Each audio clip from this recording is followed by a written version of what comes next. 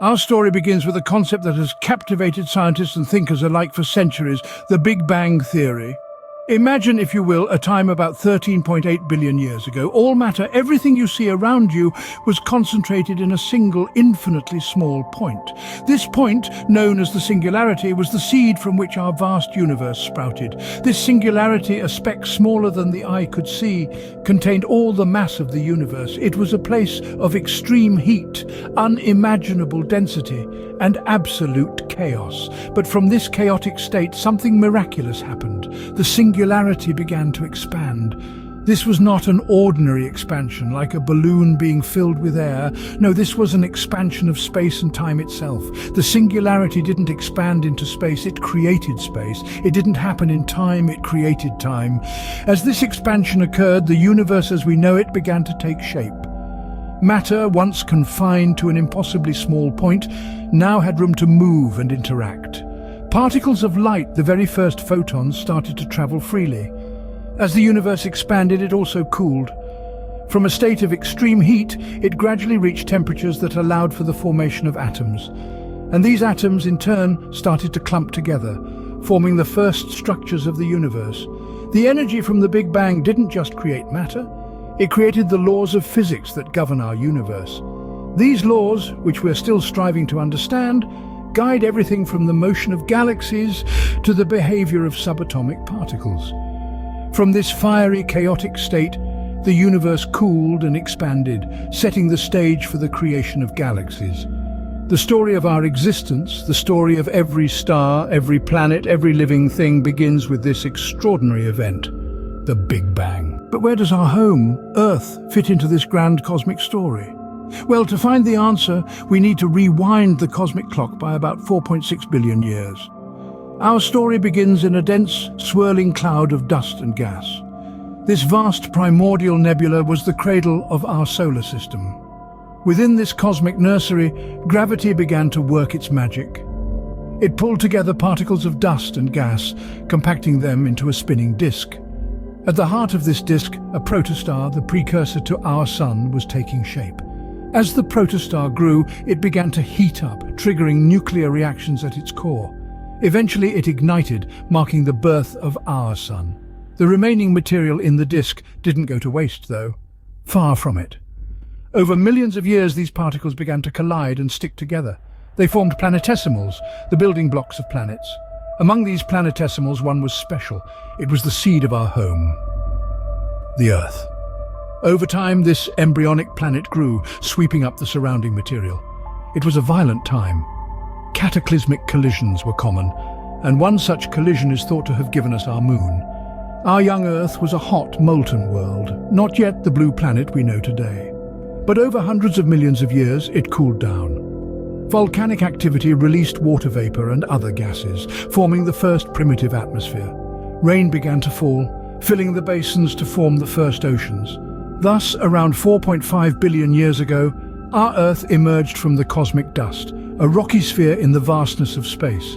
It was a raw, untamed world, ready for the next chapter in its story, the miracle of life. And so our Earth was born, a rocky sphere in a vast cosmos.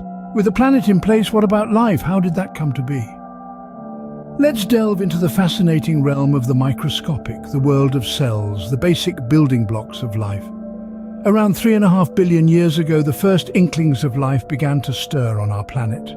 These were not the complex creatures we are familiar with today, but simple, single-celled organisms.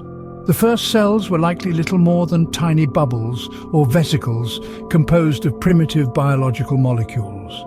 These first cells were rudimentary in design, not yet equipped with the advanced machinery that modern cells possess. They were devoid of a nucleus, mitochondria, or any other organelles. These cells, called prokaryotes, were the pioneers of life, the first to brave the barren landscapes of our young planet. Over time, these simple cells began to evolve, driven by the relentless forces of natural selection. Some developed a nucleus, becoming what we now call eukaryotes. Others learned to harness the power of sunlight through photosynthesis, releasing oxygen into the atmosphere and setting the stage for more complex life forms. As eons passed, these single-celled organisms began to band together, forming the first multicellular entities. This was a monumental leap in the history of life, allowing for a division of labor among cells and paving the way for the incredible diversity of life we see today. From these humble unicellular organisms, life took root and blossomed in a billion different directions. It is a testament to the power of evolution and the resilience of life itself. From the tiniest bacteria to the blue whale, from the simple algae to the complex human being, all life on Earth shares this common cellular ancestry.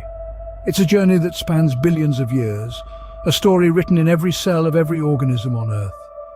And it's a story that's still unfolding, as life continues to adapt, evolve and thrive in the face of ever-changing circumstances. From these humble beginnings, life on Earth began its long journey of evolution. Among millions of species, one stood out, us humans. But how did we come to be?